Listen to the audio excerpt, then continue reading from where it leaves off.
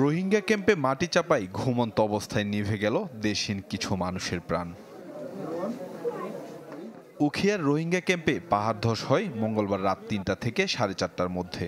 ভারী বর্ষণের কারণে ছোট বড় মিলে ধসের ঘটনা ঘটে ৫০ থেকে ৬০টি স্থানে। এর মধ্যে সবচেয়ে ভয়াবহ ছিল বালুখালীর দুটি ক্যাম্পে। ৯ নম্বর ক্যাম্পে মাটি চাপাই ঘুমন্ত অবস্থায় প্রাণ যায় ২ বাংলাদেশি সহ ৫ জনের, আর ৪ জনের মৃত্যু হয় ১০ নম্বর ক্যাম্পে। এছাড়া পাশে আরেকটি ধসের ঘটনায় মারা যান ১ জন। নিহতদের মধ্যে ৪ জনই শিশু, নারী রয়েছে ৩ জন। হতাহতদের উদ্ধারে স্থানীয়দের পাশাপাশি যোগ দেয় ফায়ার সার্ভিস ও পুলিশ।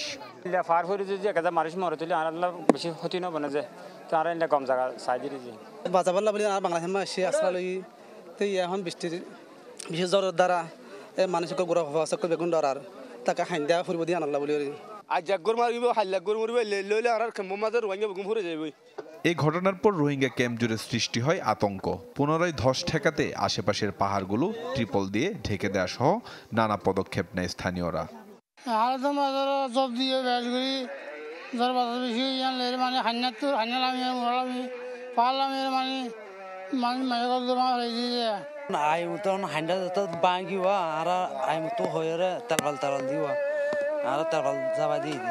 প্রশাসন বলছে বৃষ্টিপাত অব্যাহত থাকলে প্রয়োজনে নিরাপদে সরিয়ে নেওয়া হবে ঝুঁকিপূর্ণ অবস্থায় বসবাসকারীদের। ট্রিপলআরসির সহযোগিতায় আমাদের অন্যত্র সরানোর ব্যবস্থা নিচ্ছি, আর আমরা প্রতিটি ক্যাম্পে মাইকিং করে সাধারণ রোহিঙ্গাদের নিরাপদ জায়গায় অবস্থান নেওয়ার জন্য আমরা অনুরোধ করছি। উখিয়া টেকনাফে রোহিঙ্গাদের জন্য যে ৩২টি ক্যাম্প করা হয়েছে তার অনেকগুলোই হয়েছে পাহাড় কেটে। ফলে প্রতি বছরই মাটি ধসে ঘটে হতাহতের ঘটনা। সম্রাট হোসেন, চ্যানেল 24। একমাত্র ওয়ালটন এসি দিচ্ছে ১ বছরের রিপ্লেসমেন্ট গ্যারান্টি এবং কম্প্রেসরের ১০ বছরের গ্যারান্টি। দর্শক, এই মুহূর্তে পাহাড় ধসের সবশেষ খবর জানাতে ঘটনাস্থলে রয়েছেন আমাদের সহকর্মী আজিম নিহাদ। আমরা চাচ্ছি তার কাছে। আজিম, এই মুহূর্তে সেখানকার সবশেষ কি পরিস্থিতি রয়েছে সেটি জানাবেন।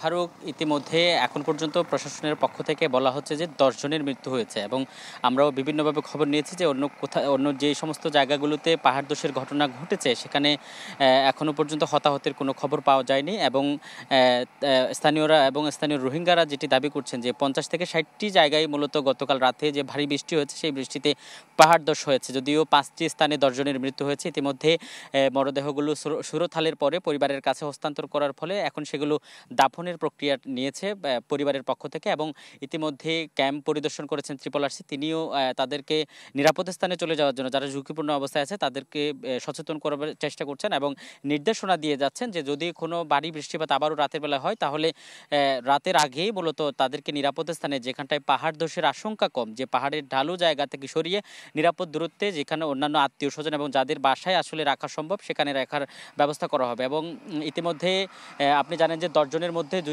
দুজন কিন্তু স্থানীয় রয়েছেন, বাঙালি রয়েছেন। এর মধ্যে একটি স্কুল ছাত্র রয়েছে, তাকে উপজেলা প্রশাসনের পক্ষ থেকে দাফন কাফনের জন্য ১০,০০০ টাকা দেওয়া হয়েছে। এবং তবে সাতকানিয়া থেকে ক্যাম্পে গিয়ে যে মোহাম্মদ হোসেন নামে যে ব্যক্তিটি ছিলেন, তিনি ক্যাম্পে বিয়ে করে সেখানে ছিলেন বলে আমরা জানতে পেরেছি। তার পরিবারের কাছে হয়তো মরদেহ কিছুক্ষণের মধ্যে তার মরদেহ হস্তান্তর করা হবে। তবে ক্যাম্পে নিউজে যেমনটি শুনছিলেন যে ক্যাম্পের ৩২টি ক্যাম্পের প্রায় ৬০ থেকে ৭০% কিন্তু পাহাড় কেটে করা হয়েছে। ফলে এই পাহাড়ের উপরে এবং পাহাড়ের ডালুতে যে জায়গাগুলো আছে সেখানে গাছপালা না থাকার কারণে এই পাহাড়গুলো যখনই বৃষ্টিপাত হয় তখনই ঝুঁকিপূর্ণ হয়ে ওঠে। ফলে এই দুর্যোগকালীন সময়ে লোকজনকে নিরাপদ রাখার জন্য প্রশাসনের পক্ষ থেকে তৎপরতা থাকবে বলে তারা আনঅফিসিয়ালি আমাদেরকে জানিয়েছেন। তবে অফিসিয়ালি এখনও পর্যন্ত ট্রিপলআরসির পক্ষ থেকে কিছু বলা হয়নি।